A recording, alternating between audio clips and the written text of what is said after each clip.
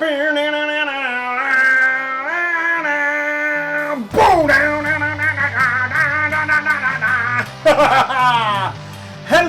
again, everybody.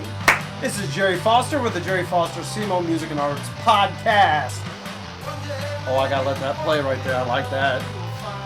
I'm gone. Oh, yeah. Today's special guest.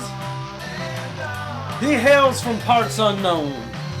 7'3" and 28ths of an inch. Exactly. 299 pounds. That's like 17 stone in English terms. He's a great guy. He's a former bandmate of mine. In fact, we were in our very first gigging band together. We go back a long ways. He is a really, really good guitar player. Turned DJ. This guy is scratching. He's currently working on The Amber Room. Am I correct? Yes, sir. That's the name of the album? Yes, sir. The Amber Room. The Amber Room. Trying to get that out in early May. And you're going to have to turn around and face the microphone. Trying to get that out in early May. There we go. Early May. Yes, sir. Ladies and gentlemen, it is my privilege. It is my honor. You're so silly. It is my desire to introduce to you the man of the hour, too sweet to be sour, lifts barbell plates, eats T-bone steaks, the women's pet, the men's regret. What you see is what you get, but what you don't see is better yet. I give you Billy Joe Milton, a.k.a. DJ FInesse. Thank you, Jerry. Thank you, Mr. Foster. Appreciate that. Appreciate the accolades. How you been doing, man? I'm doing great, but I asked the questions here. Oh, okay. All right. We can do that. I asked. This is my podcast. I understand. This is the Jerry Foster Semo. Okay. I'm a star. Okay. I'm a star. I ain't mad at you, bro. I think you're a star too, Jerry. Actually, I'm not. You can ask me questions too. Man, I am doing good to answer your question. Good I actually deal. did see you earlier today. Yeah, I had to You stop came into the barbershop to get faded out real quick. No, I'm not a barber. I'm a cosmetologist. That's right, the cosmetology. You went into the salon. I went into the salon to get squared away. But what'd you get? What did I do? Tell the people. Faded up my beard real nice. Tell them people what I did. You know, I showed them a picture and they put a little young fade on it. You know how Ha-ka-chow! had to hook it on up. You know how we do. Give my boys some extra street cred. Right, there you go. There Extra you go. street cred. Extra. And we did come to the conclusion that Bernie Sanders needs to do a diss record. Yeah, totally. Or that Kasich guy, because Yeah, I think he doesn't talk enough trash. There needs to be way more diss records. Absolutely. In politics. Billy? Just think how cool Hillary would be if she had a diss record for Trump. I don't even know what she would call it, but it would be so epic. It'd be a good time. I'd buy it. I'd listen to it. Instead of rump shaker, it could be Trump shaker. Exactly. Right. Trump shaker. All I want to do is zoom and defeat you. Shake your Trump. Shake your Trump. Man, I'm showing my age. Billy, tell me what you are doing currently, right now.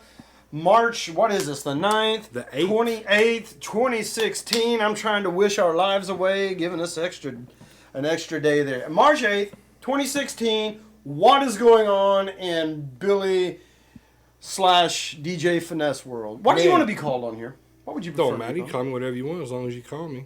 You know, Billy's just fine. I'm trying to get this Amber Room finished up. You know what I mean? Trying to get everything squared away as far as studio time and stuff's concerned. That's basically what I've been doing. I've been staying low, trying to keep my head above, the BS. Yeah. I'm going to write a book, too.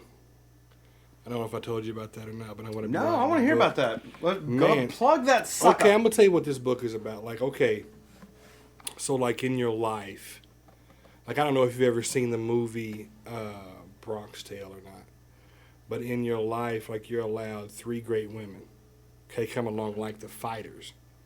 You know what I'm saying? And this book is kind of like something to about that, about how you have, I'm 38, you know what I mean? And I've had you know what I'm saying, and you're a 38-year-old man, you've had different, I guess you could say, relationships or whatever, but like this book is going to be about 3 in particular.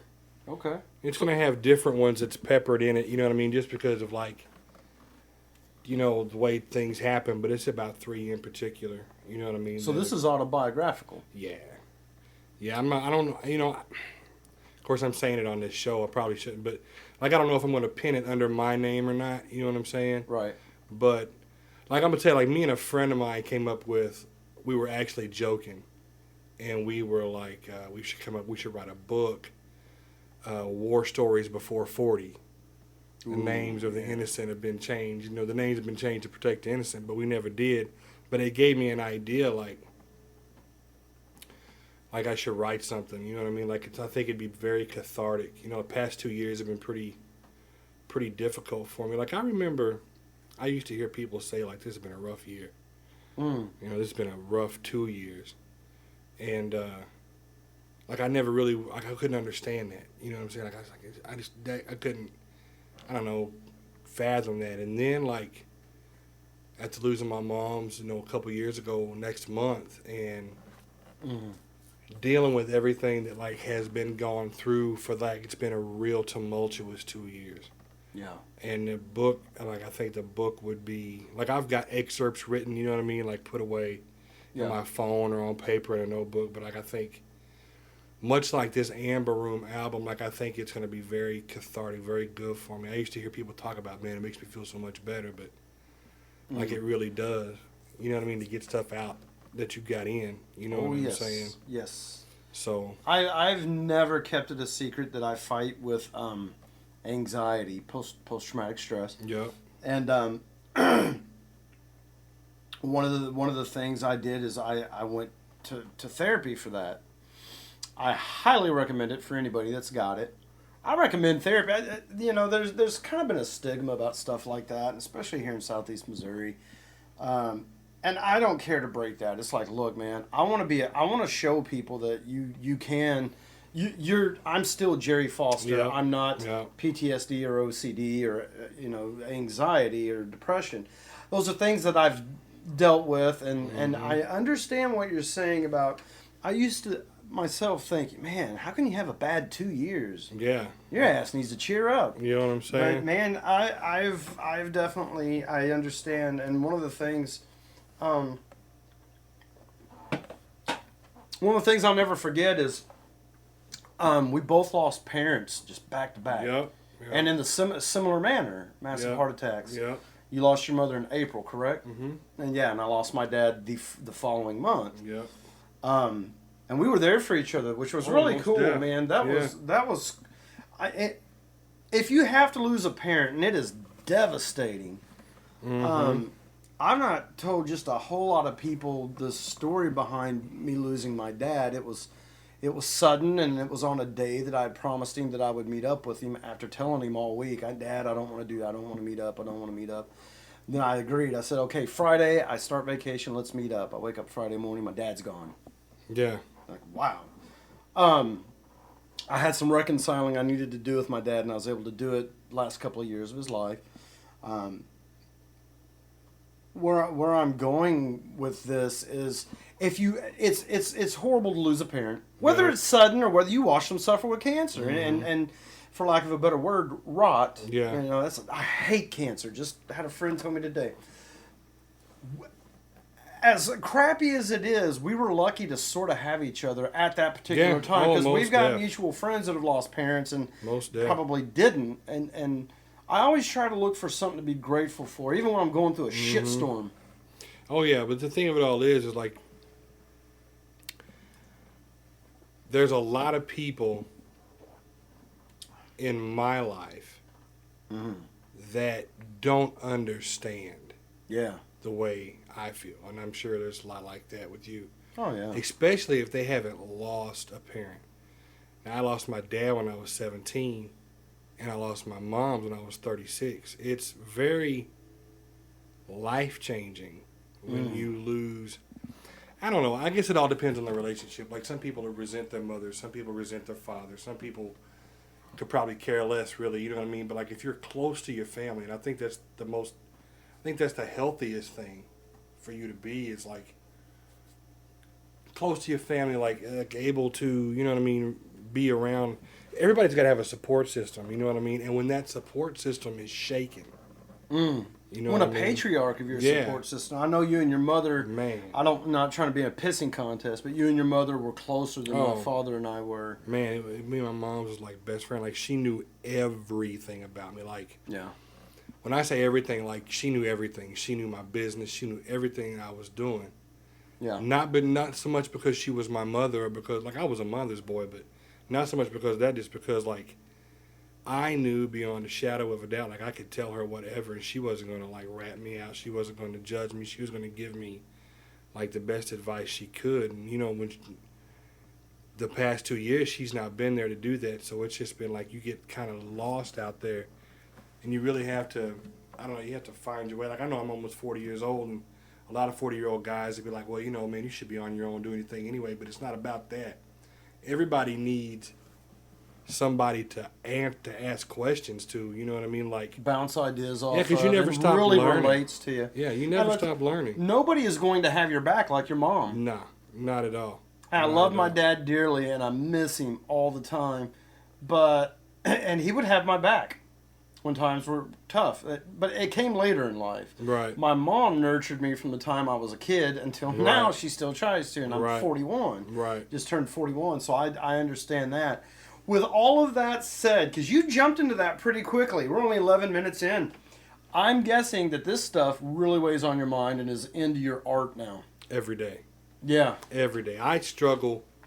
That's one of the reasons why this Amber Room is taken. So, like, okay, like the Amber Room started off last year. I was going to drop a mixtape called 3 the Hard Way on Memorial Day. And it's just like, for me, and I know nobody else, I know if you're not an artist or if you don't do, I have to be inspired. Yes. Having all that said, like, it's not that I've not been inspired, but like the things that have inspired me have been, like, for lack of better words, dark. Sure. You know what I mean? So like the Amber Room is not going to be a real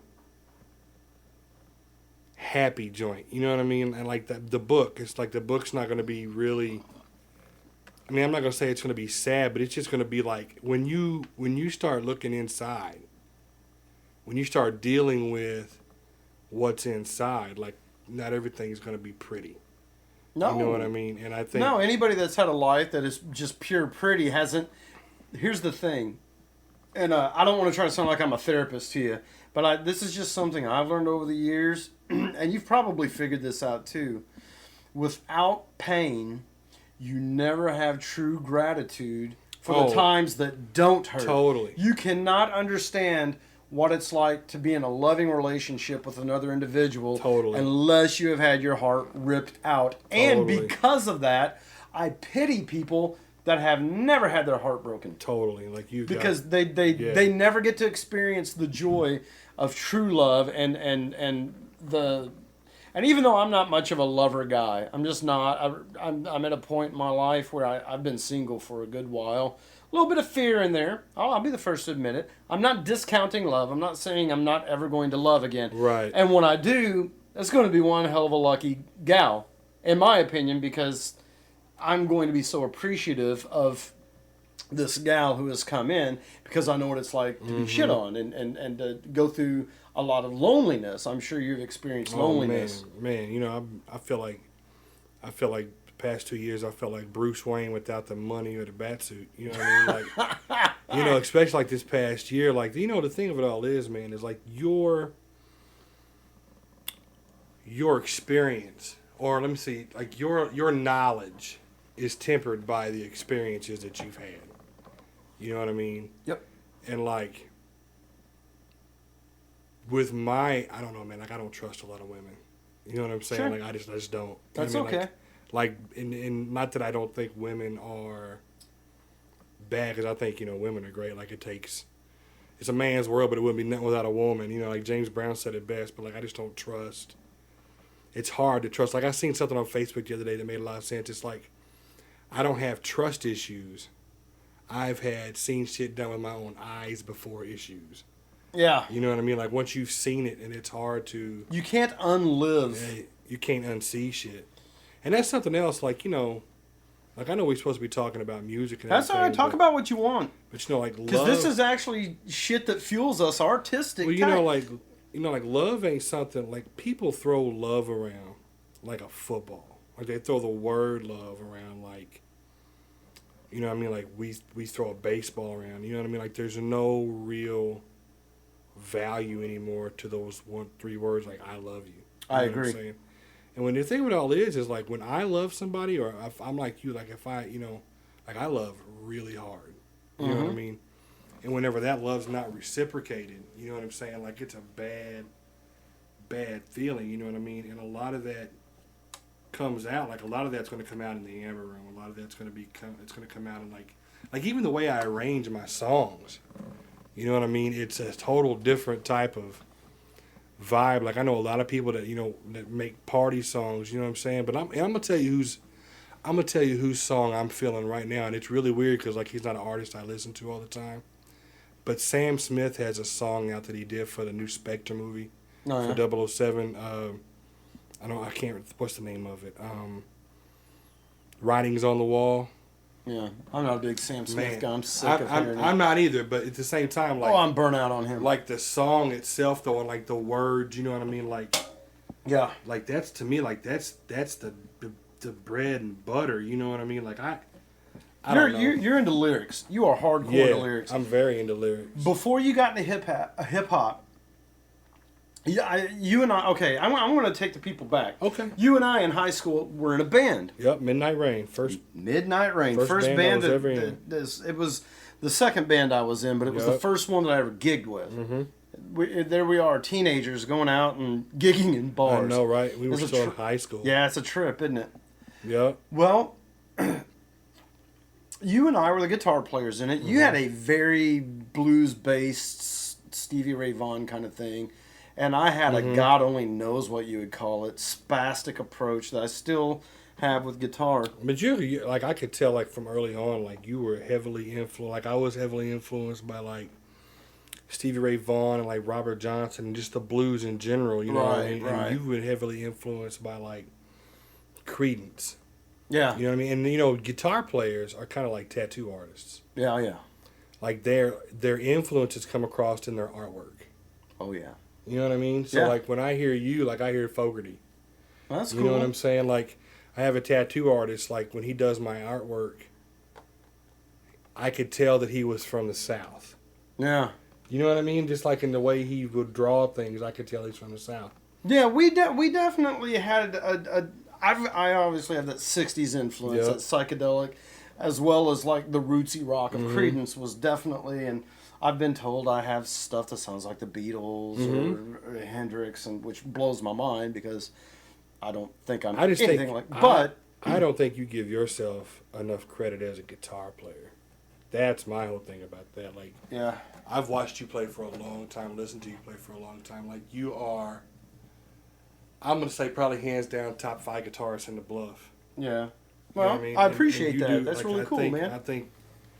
I just don't think you give yourself enough credit on the guitar. You know what I mean? Like you play it upside down and backwards. That's crazy to me. Yeah. Me and Harris, Kelly Harris, and Michael Harris used to talk about that all the time. Yeah. Like how does he do that? You know what I mean? So, but here's the funny thing. Even though I had my roots in sort of psychedelic 60s and 70s rock, yours was in blues. We were in a country band. Oh yeah. Chicken picking. Yeah, that's the thing. Like we were. That was weird to me too. Like I remember when Jared and David came to me and asked me if I wanted to be a part of it. And I never really played. Now we're talking about music. Jared Olmsted, yeah, and David Jared Little. Olmsted, David Little. Like I was pretty apprehensive about it because that wasn't the kind of music that I was playing. Like I was into playing Pearl Jam, I was into playing blues and stuff. But I will say this: like country music, in my opinion, not only like I like what Ray Charles said about country music, like it tells stories. Now, like this new country doesn't tell stories. This new country is just Girl, I want to take you on the back road, it's like just- seeing your tight jeans by the Man. river with a 6-pack of beer in our truck. it's Yeah. like it's a different kind of version It's of pop. it's redundant, hip hop beat, Yeah, just mind-numbingly simplistic, lowest common denominator, testosterone fueled shit. but like back in the day, And you can though, quote like- me on that. But like back in the day, though, like songs like "He Stopped Loving Her Today," like they told stories. You know what I'm saying? Like you can't Oh yeah. not listen to "He Stopped Loving Her Today" and realize that dude loved this woman until the day that he died. And like that's the only way he's ever gonna stop loving that woman is when he's dead and gone. Yeah. Like they don't write songs about that anymore. No. But you know the thing of it all was like I'll say about country music. Like country music is hands down to me the hardest music to play. Just in terms of like chicken picking, you know what I mean? Like, There's nothing to fall back on Yeah, as like, far as no, gadgets and no, whammy bars and no, distortion. no, and it's all there. finger tapping and what It's all- trickery. It is. You either can't- know how yeah, to play or you don't, or you don't. and it comes across. You Yeah. know, Which I'm really glad that I've maintained that. Like I love to play, country and chicken pick and blah blah blah. But anyway, what I want to get at, where I was going with this, I wanted to refer to that just for just to kind of paint the background picture of where you came from, and just even how we've come to know each other. I'm not going to say how many years ago it was. 23, and we're old, brother. We're old. no, we're not. Anyway, what I'm wanting to do is just to have a reference from where we started, and how you got into the hip hop thing. Because after the band broke up, you and we were buddies, but I was off doing. You moved to Canada. Well, no, I'm talking even before that. Oh, okay. I'm talking like 94, 95, 96. Talk about nursing a broken heart. First girl I ever really cared about and loved. You dated her too. I'm not going to say her name. You know who it is. Yeah. Broke my heart, ripped it out. Said she needed a man that brought home the bacon. Oh, I remember that, so she could eat the bacon. So she could eat it. And I I've seen remember her. that. I'm not wanting to throw anybody under the bus, but yes, she has packed on some Yeah, pounds. she's She a big obviously bitch. she's eating the bacon. She found somebody to bring the bacon home. All right. Yeah. Well, anyway. Man, I was really depressed at that time Yep. because I hadn't dealt with childhood stuff. Any form of rejection sent me back to that. So I kind of fell off the radar, and I became a heavy drinker. Even more than I was in school because I was a drinker in school, heavy drinker in school. And I kind of fell into the alcohol thing, and I make no bones about it. I just celebrated a year of sobriety last Friday, blah blah blah. And as a result, I went on a songwriting binge. But I am a '90s guy when it comes to like my songs. Yes, there's that influence from music, but anyways, I really got into drinking heavy, writing songs, and I would play them with Mike Harris and Jamie Hickson. And I lost touch with you for maybe 2 years. Yeah. Yeah. Okay? Next thing I know, you're a fucking DJ. I'm like, what the hell? Where did this come from? And so give us a little insight into how that happened. Because I just out of the blue, you go from being this bluesy guitar player in a country band to working turntables. Man, you know what it was like back when I was a kid. Like I want to say probably. First of all, like I started learning playing the guitar when I was 12 years old. Like, and the first song I learned to play was "Your Cheating Heart." And everybody knows that's a good song by Hank Williams Sr. But anyway, like my stepdad played the guitar, and the only songs he played were, Jambalaya, anything Hank Williams, anything when I'm talking about country, I'm talking about like, Yeah. country. So that's what I started playing the guitar with, and then like, I learned how to read sheet music, and that's what kind of opened up my mind to other songs and playing along with the radio and stuff like that. But while I was playing the guitar, like my first love was guitar, and my first music love that I actually like loved to hear was the blues. Now, when I first heard LL Cool J rap at my stepsister's house, like that was something I had never heard before. Like I was totally just, I don't know. It's something like, I don't know. It's I put it to like dating a Chinese girl. You know what I mean? Like it's something that you've never ever been around or seen. So it kind of like I was in awe. You know what I mean? And then when I saw like what the DJs were doing, like taking these songs, and they would take the breaks of a song, it's like 2 records, and would make a song out of that, and then you got a guy rapping over. Like I thought that was the coolest thing I'd ever seen. And then when I'd seen him do tricks and scratching and stuff, like I was just really into that, and I thought, like, here's the deal, like. How old were you when you were introduced to that? 19 years old. Okay. 97, I want to say. I was 19. Okay, so we were far. Yeah, we were finished with our little high school stuff. And yeah, I was 21, so that makes sense. That would be when I kind of lost contact with a lot of people from the past. I was 19, and what it was like I woke up one day. Here's the deal, like. I love guitar. You know what I mean? And I'm not saying this to like sound boastful or nothing, but like, I had got as far as I could go with the guitar without lessons. Now here's the thing about getting lessons. Like I wanted to learn licks, I wanted to learn chops, I wanted to learn arpeggios, I wanted to learn how to do tricks, I wanted to learn how to play in the scale. You know what I mean? Right. I didn't want to learn how to read music.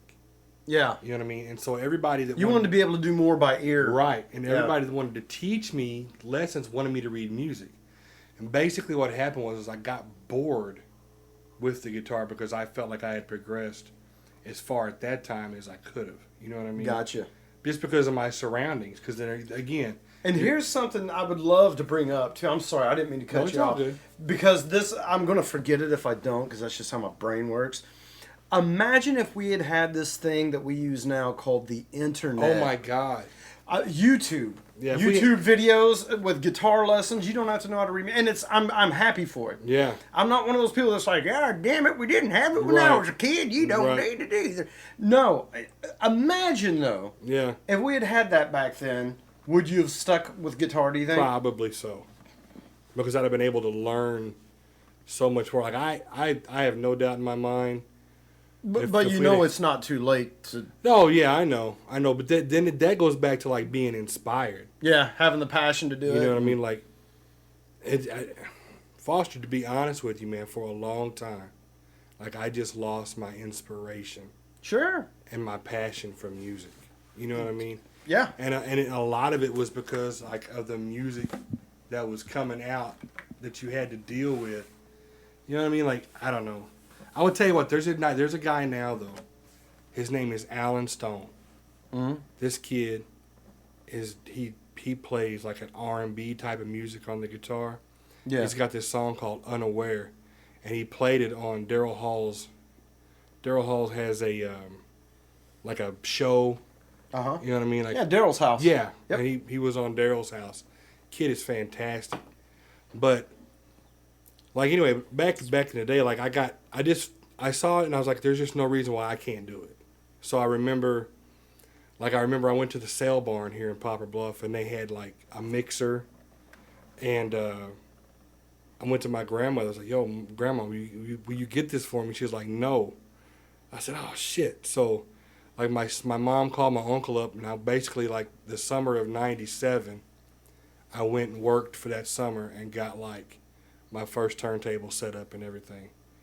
And when I first started doing it back in the day, like I say, it's just something like it's something that I had never done, and nobody in Poplar Bluff had ever done it. Nobody in the Bluff had ever DJed with turntables. Like, they had always been DJing, with tapes or CDs or something, and that's what I gotta give a big shout out to Maurice Webb. Like, he's the one that really pushed me to do it. He was like, you can do it, you just gotta want to do it. Like, he's the one that really pushed me to do it. You know what I'm saying? That's cool.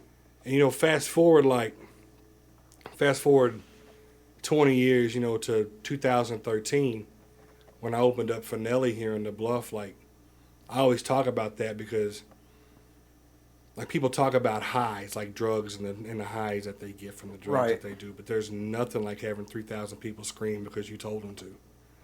That's just crazy to me. You know what Yeah. I'm saying? Like, that's absolutely insane. But what was even crazier, and here's what's so crazy, like, stuff that I took it for granted when I was coming up, when I was listening to hip-hop music. Like, I took for granted that the hip-hop, that the DJ was going to scratch. I took for granted that the DJ was going to cut and all this stuff. I looked down to the crowd when I was doing that at that concert, and, like, these kids had never seen that before. Yeah. Like, their faces were just like, what am I looking at? You know what I mean? Like, that So was the... when you DJ'd, who rapped? Man, what I basically did, I started DJing for a group of kids just here recently, a couple years ago. Okay. About 4 years ago. His name is Casey Booth.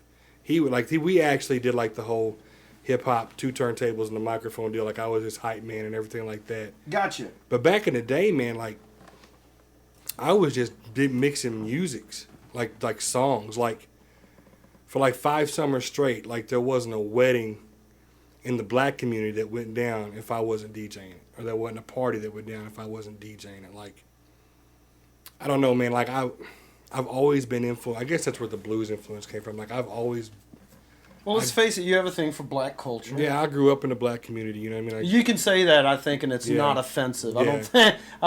If anybody's offended by that, they're an Right. idiot. like, I do have an affinity for black culture. Sure. You know what I mean? And Not a damn thing wrong with that either. I just fell in love with the culture. I hear a story I tell people, like, they always ask me, like, why I've dated black women and stuff like that. And the thing things happen when you're little that shape what you do when you're older, good or bad. Absolutely. So we used to have church in our house, and there was a black lady that used to come over to the church services. Her name was Sister Allen. And every time she seen me, she had a Kleenex with like 20 or 30 pennies wrapped up in it. And she'd always have it wrapped up, and she'd come to me and she'd give me a hug. She'd put it in my hand and she said, "Hey baby, here you go. Buy you some gum or something." Every time she seen me. In a Kleenex. In a Kleenex. Please tell me they were clean Kleenexes. Oh yeah. But it was You didn't have like boogers and shit in it, uh-uh. right? All right. But the thing that I remember the most about it was when she would give me a hug, like I would remember the way the Jerry curl smelled in her hair. To this day, I love the smell of Jerry curl. You're shitting me. I'm serious as a heart attack. And, like... You heard it right You here. know what I'm saying? Billy Milton likes the smell of Jerry curl. Jerry curl approved, you know what I mean? Ladies, he's single. If you want to pick him up, put some juice in your hair. But, like, I think that's where it started. You know, and That to be is honest hilarious. with you, like when I was in high school, Yeah. the people that were close to me that were my friends were artists, were musicians. Oh, absolutely. Yeah. Okay. Yeah. I was just telling somebody that today in the salon. I was like, man, it really occurred to me. The people I love and trust and care about the most Right. Like, are artists. Yeah. They really are creative people, whether Yeah. it's hairstylists. My daughter's a photographer. Right. My roommate, she's a seamstress, an amazing seamstress. I got to show you some pants she made me. Okay. Some sweet bell bottoms. You know, she makes these dresses. I've got a friend that she cooks. I've obviously musicians. To me, I don't understand. And I'm sorry, I didn't mean to cut you off. I get excited talking about people that are creative, though. Because in me and in my little world, and one of the things I want to try to figure out in this podcast with other creative people is, how do non-creative people express I themselves? feel you. Scream and shout and act like a fucking moron, maybe, but, dude, I can go all day. And yeah, I yak on Facebook. But I'm going to tell you, if you want to get to know the real me, listen to my music. Listen to the music, and you're going to know who the real Jerry Foster is. Yeah. Because I ain't going to lie. I'll bullshit you all day long with a straight face if I don't like you, if I don't trust you, if I'm not comfortable opening up to you. But I put it out there in music. Oh, yeah. And it's a safety net, and in a way, it's kind of a wimpy way to be, kind of. Here's the thing about that though, man. Like I think I don't really buy into that whole wimpy blah blah blah. Here's the deal, man. Like we're artists. Yeah. Like you give us, like John Lennon said, like you give us a tuba, we'll give you something. You know what I'm saying? Yeah. The thing about it is we're just wired different than other people. You know what I mean? So like we can't understand how somebody who is not an artist or whatever to express themselves. It's not meant for us to understand. Well, then here's a question for you. You know. Being a creative person, like, man, I just love to create. I mean, I like to draw. Right. And, I like to express myself in creative ways. And not just anger, but love. I love to express love in a different way. Mm-hmm. I like to express whatever. Have you ever felt yourself... And again, I feel like I'm being whiny and wimpy and blah, blah, blah. But do you ever feel a little bit like an outcast because of it? Oh, yeah. Like we don't fit the norm. Yeah. You know what I mean? Like we don't fit Yeah. people that don't understand us. When did you... I'm sorry, I keep cutting you off. Go ahead, man. People don't understand us, you know what I mean? So there's nothing you can... It's not... Here's the thing, like, here's a great thing about that. Like, everything is not meant to be understood. Was there an age where you figured out, I'm a little different? Yeah. Yeah, I was about 10 years old. Yeah. When I just realized, like... I don't know, man. I was about 10 years old before when I realized that I was different from other people. Like I looked at things differently from other people's, than other people did. Like I don't know. Like a lot of people live. I don't know. For lack of better words, like reckless. You know what I mean? And I always try to refrain from that. Not to say that I didn't. Like there was a time in my life, in my late 20s and early 30s, where I just wasn't happy. You know what I mean? Like I was 10 blues annexes a day, and I'm not really afraid to talk about it because like that was a point in my life where I was. Yeah, you can't deny. To deny would be to be dishonest right. and just be a fraud.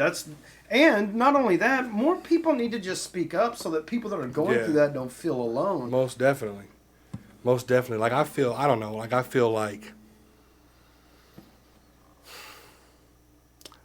I think, now I will say this. I will say that, like, if you are an artistic person, if you are a creative person, I do think that you feel things differently than other people. I think that we interpret things differently than other people. Do you think we're a little more emotional? Oh, yeah. I think we're a lot more emotional. I also think that we overthink things more. Oh, yeah. I think that we obsess over things more. Possibly. You know what I mean? I know I do. You know what I'm saying? Like, I overthink a lot. Oh, believe me, as a guy who's... Yeah, I do understand. I really do. I've often wondered, though, and it's weird. You're probably the 14th, 15th podcast I've done. I've never really dug into this. This is the kind of stuff I'm ready, been wanting to get into, but so far, no one's been on here twice. I'm just trying to get everybody introduced to the audience. And this is great because we've still got a ways to go. But to get into the emotional aspect of art, a lot of people... don't realize how emotional.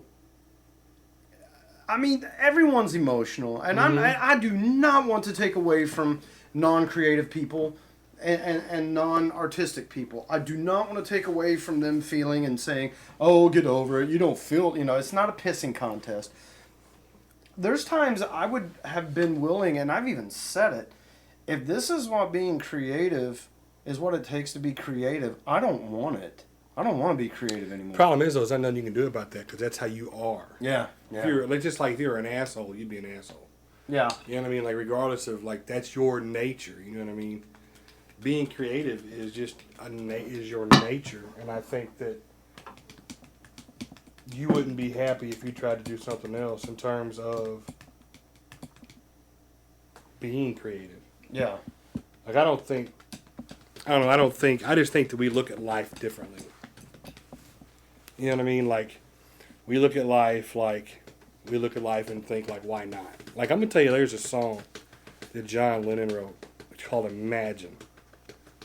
that song is so special to me. You know what I mean? Because there's a line in it where he says, "You may think that I'm a dreamer." That's what artists are. Yeah. You know what I mean? Gosh. We are dreamers. We That's dream. so. You know what I mean? Like we My dream. ex-wife just last week said, "Jerry, you idealize love." Yeah. She's like, you really Oh my idealize God. it, and that's why you get so let down. Oh my She's God. like, and the true love of your life is your child. Yep. And she was nice about it. We're great friends. She's a wonderful woman. I still love her to death in a very platonic, Right. I care about you way, not a romantic way at all. Right. And I'm very glad to have her in my life. Only a couple times have I not, I've been in a relationship and been like, oh man, I want out, because Right. I idealize, God, as a single guy, I'm not talking myself up very well for the ladies, but what I'm getting at is, there is a lot of dreaming that goes on in being creative. And then what's really neat though, like I was listening to an interview with Paul McCartney, because between Lennon and McCartney, and if the people don't know this, my God, pick up a book. I know, right? They were the songwriters for the Beatles. Anyway, Right.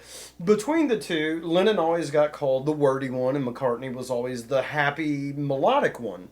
Mm-hmm.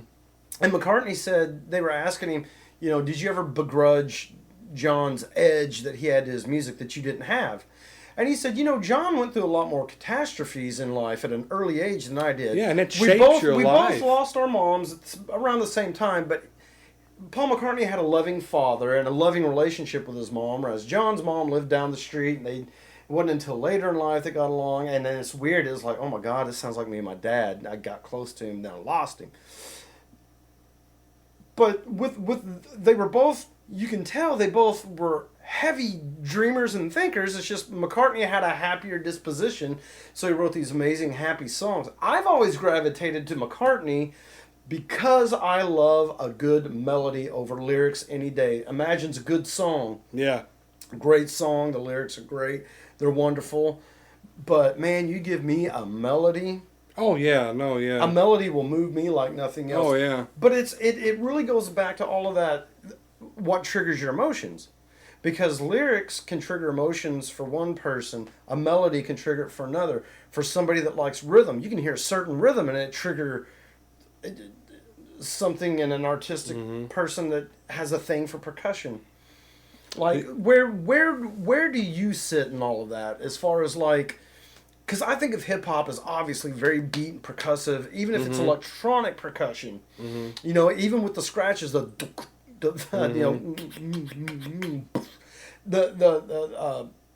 guy that probably sounded really pasty white and goofy, and obviously it's very lyrical. Yeah. I think. But like, where does that set in for your emotions? As far as, first we'll start with hip hop and we'll go to other genres of music. To me, like, the thing about rap was, when I say was, I'm talking about like the golden era, like, when Pac was alive, when Big was alive. The thing about those guys were like, how do I say it? Like, okay, it was different times. Like I was younger then, you know what I mean? So Right. like the music was more about, it was empowering. Mm-hmm. You know what I mean? You made you feel like, I don't know, like I could listen to a Pac record and feel like I was invincible. You know what I mean? Right. Do you still get that at 39, 38? It's different now. That's Yeah. why I say like the Amber Room is going to be. That's why the Amber Room is taking so much for me to be able to do. It's taking so long for me to be able to do, just because like I've not been able to go into the studio with like a clear idea of how I want, because my emotions have changed so much from when I was. Have you ever 30. considered a mood stabilizer like lithium? Right. Yeah. Say lithium's always good. Lithium's always an option. It's different. It's. I do know what you're saying, though. Like I go back to this, like your experience in life tempers the knowledge and the wisdom that you have in life. Yeah. If you worked in the CIA, obviously you know more about intelligence than somebody that didn't work in the CIA. Right. If like a lot of people try to write from like a finance standpoint, from like I just want to make something catchy to make money. Yep. I have to write from like an emotional point, from like where I am right there that day. You know what I'm saying? And like that way it's really true to yourself. It's not it's not made up, and it hopefully isn't going to sound like just a story, but a story about reality in your life. And it all goes back to, I don't know, man, it all goes back to like, for me,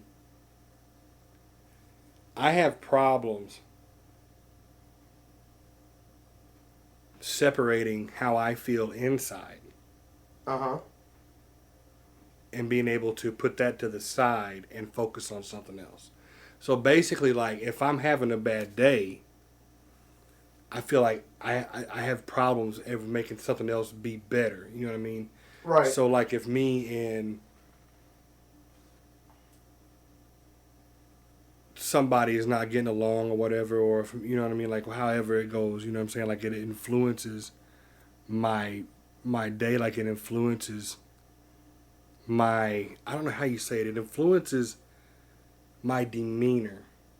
Like, somebody could call me and they would know, like, by how I say hello, whether I'm okay or not. You can't fake it. You can't phone that in. I can't either. You know what I'm saying? I can be read like a book, and as a result, I promise you and I are not good liars. No. Because you could read us. You would know it. The only problem with that is like, I don't know about you, but I'm able to read people. Oh, sure. You know what I mean? And like, I don't know, like how you feel on the inside is going to be directly reflected in what you do in your art. You know what I'm saying? Yep. So I've got just mounds of shit, you know what I'm saying, that are on my phone, you know what I mean? And here's the funny part. Like, I'm a hip hop DJ. I love blues music. But if I write music, like if I write a song, it's a country song. I tend to write pop punk sounding kind of weird stuff. It's different. Like I always. So where do you think that comes from? Like, where in your artistic soul do you think that comes from? Your roots. Because, man, I that is so weird that you say that, because my songwriting is all over the map, sort of, but I tend to write really pop-oriented melodies, but again, you just hit it with roots. My roots are melodies, you know. That's where it comes from. Even my big love for Nirvana when we were in high school, you know, I loved grunge music, and I especially loved Nirvana. Man, you take away the raunchy guitars and replace them with some nice guitar, those melodies are like nursery school rhyme. Be the one and I, you know, I'm so having a man, and I'm being silly here, but you know, in singing them, but they're very melodic. Yeah, that's the thing. Like, what we do when we're children influences how we do. Like a perfect example. Like, you asked me today, like, why do you think there's so many guys making kids that don't want to take care of their kids? Yeah. And I said it's because you have a generation of single mothers, basically. Yeah. You have a generation of guys that weren't involved in their children's lives. Therefore, these children now that are 20, 21 years old don't know how to be involved in anybody else's life because they don't value life. You know what I mean? Like, they're just here. You know what I mean? Like, they're just their thing is, I didn't ask to be put here. So, you know what I mean? Like, I'm going to do whatever I want to do while I'm here. And and then you said, like, there isn't a sense of entitlement. And you're right, there is a sense of entitlement. You know what I mean? Absolutely. But I just feel like, in terms of me and you, like, I feel like we write from where we are. I know for me, like, I write from where I am right there at that time. Yeah. You know what I'm saying? And honestly, it's not always a good place. Oh God, no! It can't be. You know, like it's been. I mean, you know some of the things I've been going through. You know what I'm saying? Sure, Like absolutely. It's not. When you write, it's not from a good place. Because like you start writing and then you get emotional about what you're writing about, and then you like. You know what I'm saying? Like you don't like. I remember like when I was little. Like when I was little, I used to get beat by my stepdad all the time. I know I probably shouldn't be putting this business out there on Front Street, but it's not really a secret to people that know me. You know what I'm saying? Mm-hmm. But like I used to really get, I mean, the shit kicked out of me when I was a kid. You know? Get some ass whippings. Yeah. Yeah. And it was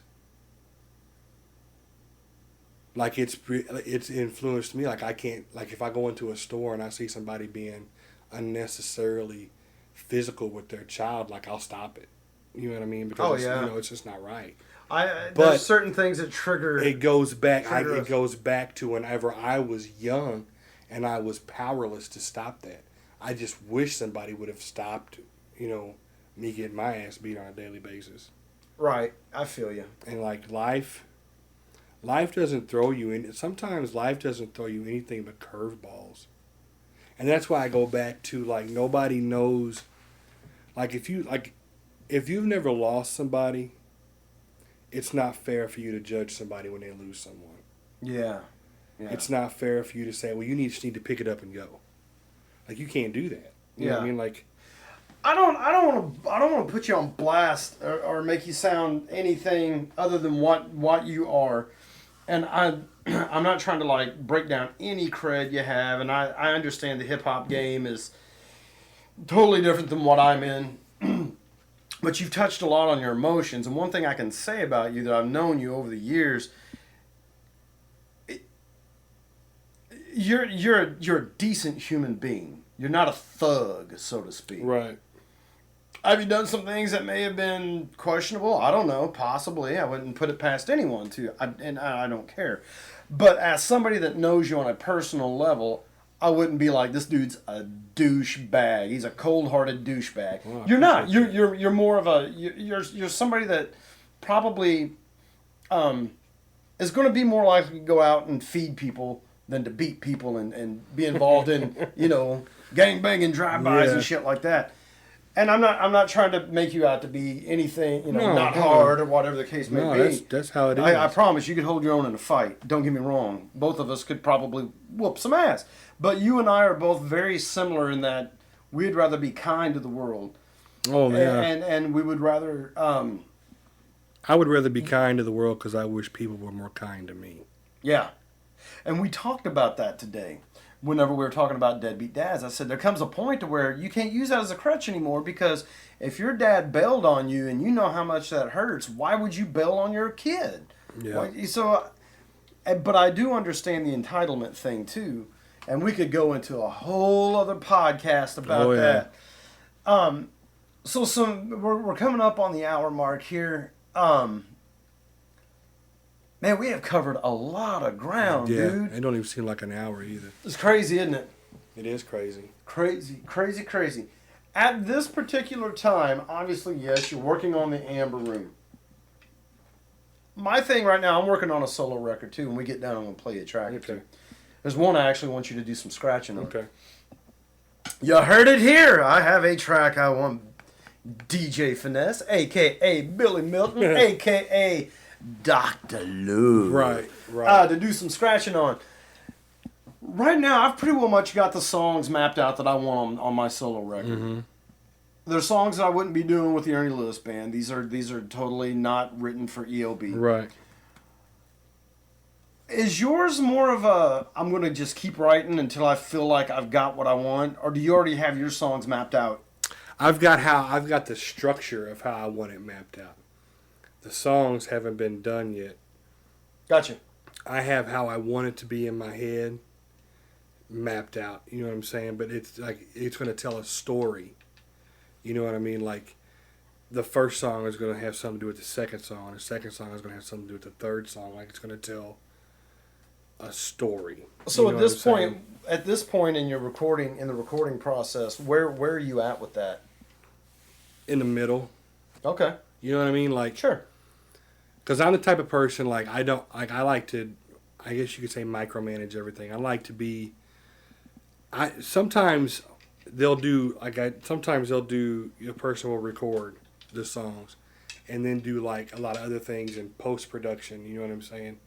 But like if I have a skit that ends after a song, like I want to hear the song and the skit, so that when I get ready to do the song after the skit, that you know what I mean, like I feel something behind it. You know what I mean? Yeah. Like I want to do everything right there in the process of it, and I think that's the time consuming part about it. So as far as like laying down the beats and stuff like that, are you doing all of this yourself? I'm doing a lot of it myself. I got a friend of mine named Casey Booth that's going to help out a lot with the music as well. But I'm doing a lot of it myself. I got like a couple people that I want to have sing on the album. Yeah. There's this. Anybody you care to mention? There's this girl in Jefferson City. Her name is Ashley McComb. She has an absolutely wonderful voice, and I want her to be on the album very much. And then there's a couple of guys that I want to get on the album just with guitar licks and stuff like that. I want to get you on the album. Sure. Get some guitar licks from you. I just like this. The Amber Room is going to be hip hop just because I'm a hip hop DJ, but it's not going to be hip hop in terms of just all beats and the raps. album. You know what I mean? Like it's going to be something. I want it to be like an opus. Okay. You know what I mean? Like I want it to tell something. I want people to be like, wow, I don't want to press fast forward Right. to the next song because I want to listen to this. So it's a song. concept record. Yeah, most definitely. Have they ever done that in hip hop? Yeah, I'm gonna tell you who does concept records and who's done them real well. Outkast. Okay. They have they had 2 albums like ATLians and they had Aquemini. Those 2 albums, like, if you want to listen to two really good concept albums, I would do that. And I'm gonna tell you somebody else who Gnarls Barkley had his first album. Does that make me crazy that the album? Oh yeah. That's a concept album too. Like that's just genius to me. Yeah. You know what I mean? All those 3 albums are absolute. Then you got like good standard albums, like a lot of Jay-Z stuff, like Reasonable Doubt. That was dope. You know what I mean? Like Big's first album, Ready to Die. That was dope. But like as far as concept albums, like you have to step outside the box albums, like Aquemini and Gnarls Barkley's album is. Those 2 stand out to me because those guys were just like they were different. You know what I'm saying? But at the end of the day, like it's all about love. You know what I mean? That's my thing. Like if anybody gets anything from the Amber Room or from the book, like it's about love. You know what I'm saying? Like you can't be afraid to love. You know what I mean? You have to love. Oh no, yeah. Even though you get shit on because you do it. You know what I'm saying? Like, right. I've heard people say love breaks your heart and that. Love doesn't break your heart. The absence of it, I think, is what breaks your heart. When you have it from someone and then they decide that they don't have that for you anymore. Let me tell you what breaks your heart real quick before we end this. Yeah. What breaks your heart is when you love somebody and you put that person on a pedestal. Understandably so, everybody's got to take a shit. You know what I mean? But when you put that person on a pedestal, okay, and you just wish like everything, nothing they can do no wrong.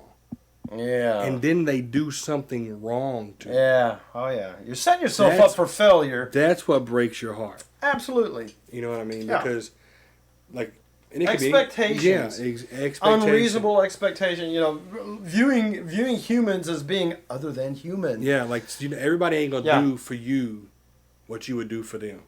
No. And when you do for other people, because you're human, you expect something to be done for you, not necessarily in monetary funds, but if you look out for somebody's feelings. Yeah, you want them to look out for yours. Exactly. And when they don't, that's when you have the problem. Speaking of returning the favor, the last time you and I were in an interview, the tables were turned and you were interviewing me. Mm-hmm. This is cool. I'm really glad that I've got to interview you. Really, really cool, man. I'm really digging doing these podcasts and one thing that I wanted to mention too, and man, I hope people have stuck with us. There's a camaraderie between musicians in Southeast Missouri and in Poplar Bluff. Most definitely. Do you get much love from non-hip-hop artists? Yeah. Yeah. Like has like say, okay, obviously me and you are friends. Like I could be out there doing Celtic music, and you're obviously, Yeah. I'm going to want to know what you're Yeah. doing and care. Yeah. But as far as other people that maybe you wouldn't have even expected were like, oh, this dude's in the music community. That's cool. Man, I tell you what, I get a lot of love, and I'm gonna shout him out. I give a lot of love to Havoc, from Havoc over in Kennett. Like, he's an artist by, he's a trade. His trade is like, doing tattoos, but he's an artist as well. Like, I get a lot of love. Oh God, yeah, tattoo artists are artists. Tattoo I get a lot. artists. I get a lot of love from him. I get a lot of love from like Justin Heskett. I get a lot of love from. Yeah, he's a good dude. Yeah, I get a lot of love from Kelly Harris, from Micah Harris. Yeah, And and the thing with all is though, is like with us, we're old enough to have come into the music, like where we know people that, like the Bill Garretts and your guy Mark McFeeters and yeah, you know what I'm saying. Like I think we get enough love from the community that we are involved in. oh yeah, That we don't really have to concern ourselves with somebody that's not in what we do giving us love now. But now that having said, like, I've never just had anybody come up to me and say, I don't like what you do, blah, blah, blah, blah. You know what I'm saying? I don't like what you do. I've never had that happen. You know what I mean? yeah, I've always noticed, like I you have. said, really. yeah. No, I've had friends say, I love you to death. I don't care much for your music. They would be, but I appreciate that. I would much rather. I mean, and I'm cool with that. And it's usually some some backhanded compliment though. They don't realize it because they'll say something like, "That sounded a lot like the Beatles, and that's just not my thing." Well, thanks, man. I'm cool with you telling me that. I like the Beatles. Does not hurt my feelings. One of Right. the most influential bands. My favorite band of all time. Yeah. It does not hurt. If you tell me I wrote a melody that sounded just like something Paul McCartney would write, but you don't like Paul McCartney, yeah, I'm cool with that. Right. Right. I feel you. And then I've had people say, you know what, I really respect that you play everything on your solo stuff, and I think it's cool that you play drums and guitar and bass and keep blah, blah, blah. But, it's not something I would listen to all the time. I'm cool with that. I'm more leery of people that say, oh, I love everything you do. Yeah, Bullshit. Yeah. No, you don't. Yeah, I feel you. I ain't gonna love everything you do, and, No. and I wouldn't lie to you about it. There's some stuff that Stevie Ray Vaughan did that I'm not a real big fan of. Yeah. But there's very little. You know what I'm saying? But Hey, same with the Beatles. Yeah, There's very little, but there's some stuff. we was I don't talking like. about this before we started, man. There's a song that, this is no lie, like has really gotten me through the past year. Yeah. And that's Blackbird. Oh, yeah. Beatles. And the thing of it all is, like, I even think, I start talking about it now and get choked up about it. But the thing about it all is like, to me, that song is just such a beautiful story. You know what I mean? About overcoming, Yeah.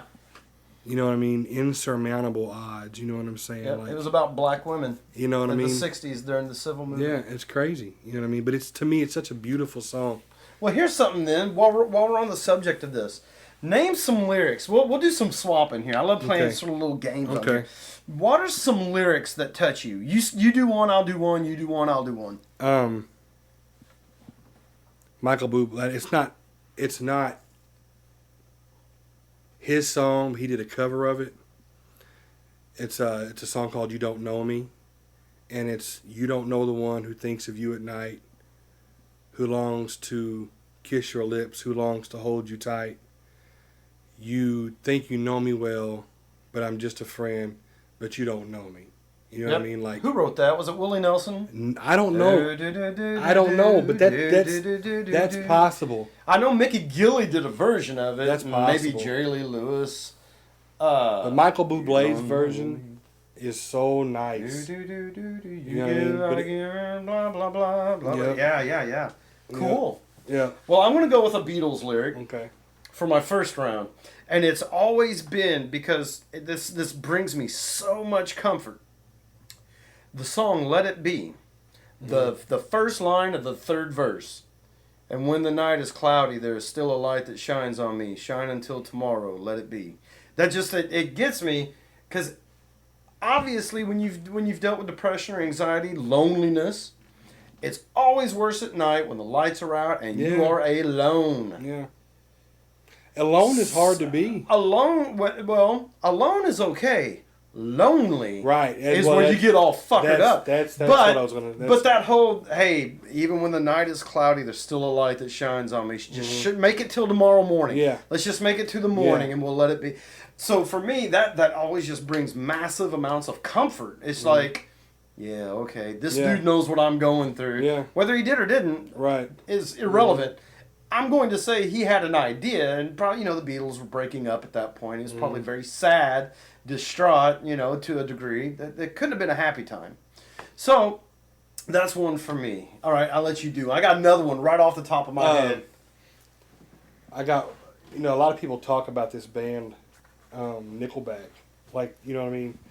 I know they're a pop band or whatever. Who cares? They got this song called Photograph. Oh, yeah. And he's like, I know look where at you're going this to go with this. photograph.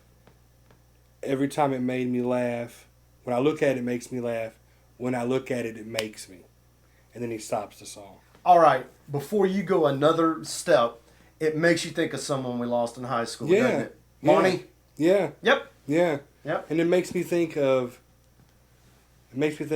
not just of Monty, but it makes me think of Maybe Kim? Yeah. How much we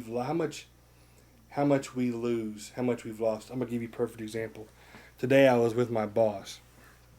And we went to the bank, and we drove by the high school as the high school was getting out. And I looked at those kids, and I was like, they have no idea. Oh, I know. Like, they have no idea. You know what I mean? Like, Yep.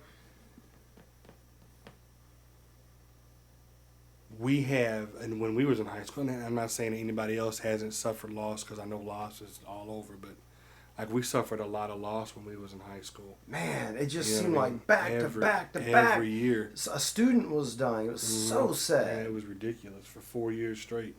Yeah. Like, I got to my freshman year, the January of my freshman year was spent grieving Monty Livingston. Yep. And that's a sad, I miss that guy every day. But, it makes me, there's also another line in that song where he's like, and during the chorus where he's like, basically it's time to say goodbye. And I hate saying goodbye. Oh, yeah. You know what I mean? Like, I absolutely hate it. You know what I mean? Like, Oh, yeah. I'm not going to mention any names, you know what I'm saying? But, like, when my mother died, like, if it hadn't been for this one person that was in my life at the time, like, I probably wouldn't be here now. You know what I'm saying? Uh-huh. But to think about where me and that person are now as to where we were 2.5 years ago, like, it breaks my heart. Sure. You know what I'm saying? Because, like, you care so much about people.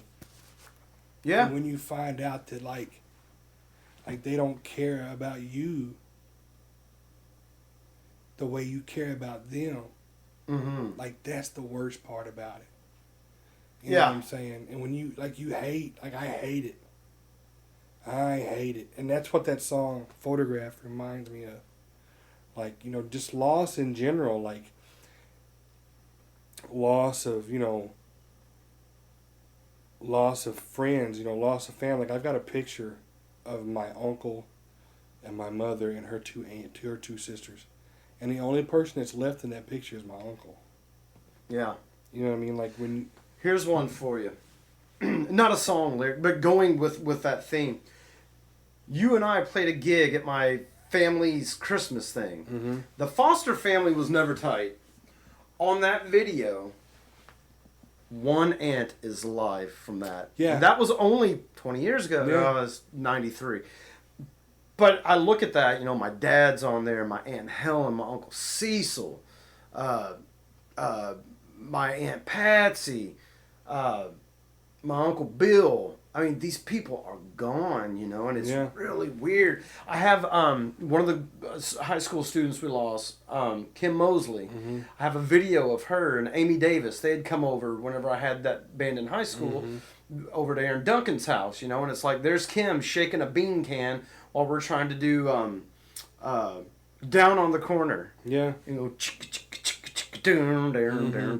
She's shaking that coffee can, beans.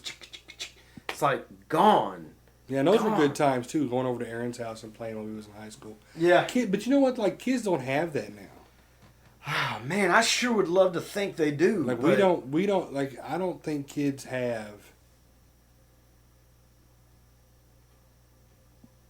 that. I don't know. Maybe they do. I don't know. I'm not in high school, obviously. You know what I mean? But like, I don't think kids have. That was an outlet for us. Like instead, like that was a Friday or Saturday night. Friday night, man. So instead that of seventh hour bell rang. We were bouncing off the walls, and the four of us, meaning me, Tony, Craig, and Aaron, jamming. Then that's probably where I met you. Was you came over, right? I came over and started jamming. Yeah. So I mean, it was really cool. But look at where we are 20-something years later. Yeah. Because of music. And people wonder why music means so much to me. Well, fuck, man. The people that have stuck around in my life the longest, the people that have broken my heart the worst, are people I've played music with. You know what I'm saying? There's so much emotion in it. Another lyric that gets me, because I cuss, but I have a firm believer. I'm a firm believer in God, and I'm a very spiritual person. This is going to sound weird, but John Denver, Rocky Mountain High, talk to God and listen to the casual reply. Right. I don't know why that line gets me, but man, it just gets me. Because I know why it does. Because there's times where I've been alone, and it was just like, I have no one to talk to but God, and now I need to shut up and listen to what he has to tell me. So it's like, John Denver gets it. You know what I mean? Right. It's really neat how somebody you will never meet, somebody that will never know who you are, is speaking to you. Yeah. And that's cool. So that would be another one. Yeah, it's in Rocky Mountain High. Talk to God and listen to the casual reply. That line just really, really gets me, man. There's a gospel song. It's called "Eye on the Sparrow." Yeah. And it says if he's watching the sparrow, then he's watching over me too. You know what I mean? Yep. And that's true. You know what I mean? Like that's a pretty powerful line to me. It makes me, I don't know, feel hopeful. Because to be honest with you, like, I don't know, man. Like, I come from, everything right now is coming out of I don't want to say dark place, and then people think, oh, this guy's going to write a letter and it's not going to be here anymore. Like, that's not it. But, like, I went to church Sunday. We were talking about Mount Calvary. I went to church. Yeah. And Pastor Webb, which I know and love, good man, great man of God, love him dearly, do anything for him. And I love his church. You know what I'm saying? I love his church. Yeah. Sometimes I don't like going because he does whatever he feels led to do. And I was telling you when I was getting my beard trimmed from me that when I was there, like he didn't even preach. Like it was all basically one long song. Yeah. And a lot of times they did repeat this one specific line. But the reason why he did it was because he could have preached a sermon. You know what I'm saying? But he wanted, like, the Spirit of God was in that building. You know what I mean? And like I say, I stopped going to church. I'd been going to church pretty regularly from August of last year until probably December. And I stopped going because of things that were just going on, you know what I'm saying? And I just needed to remove myself from the situation for a minute. But I went back last Sunday.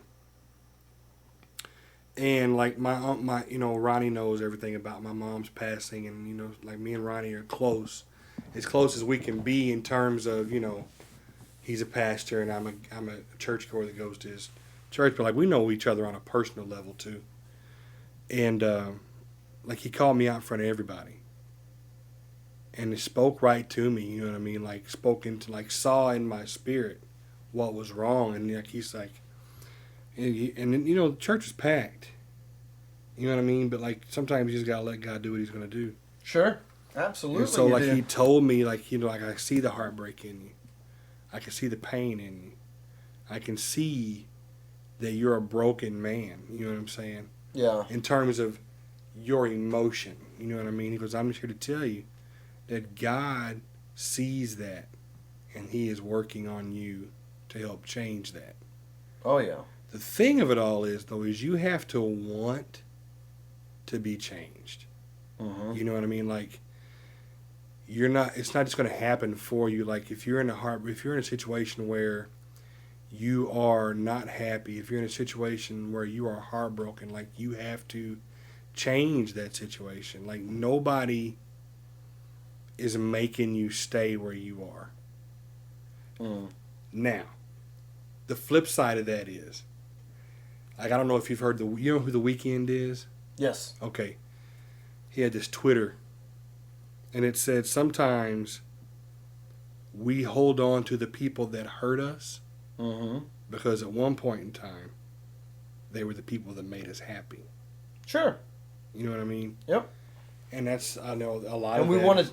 want them to change. Go back to being the person that made me happy. Yeah, I want, like... But that's where that whole acceptance comes in. You just gotta... And it's hard. It is. And it's a process. It is. It can't be rushed. Like, why... Like, because the biggest question you want to ask is, like, why did you change? Sure. Like, that's the most... Like, that's heartbreaking in and of itself.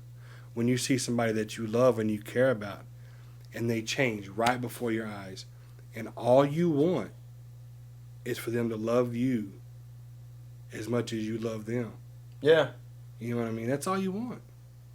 But it doesn't always happen that way. No, it sure... And it definitely doesn't, man. Well, brother, we are at the hour and 15-minute mark. Man, I appreciate you letting me come through. First off, I want to give a shout out real quick.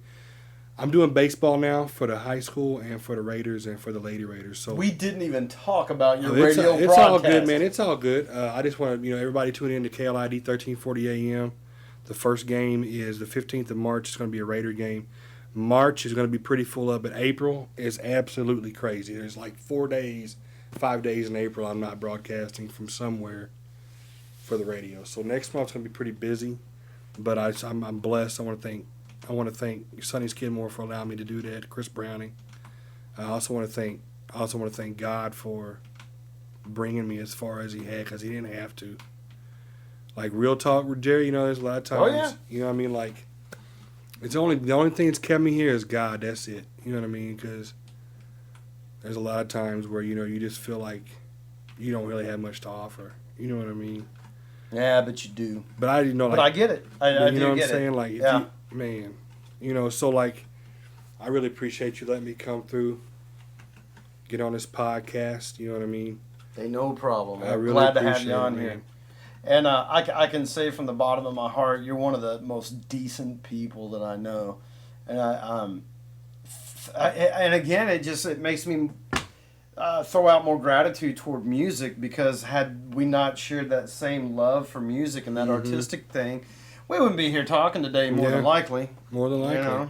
Because I am much more of an introvert than you are, which is funny that I have a podcast and I'm on here yakking.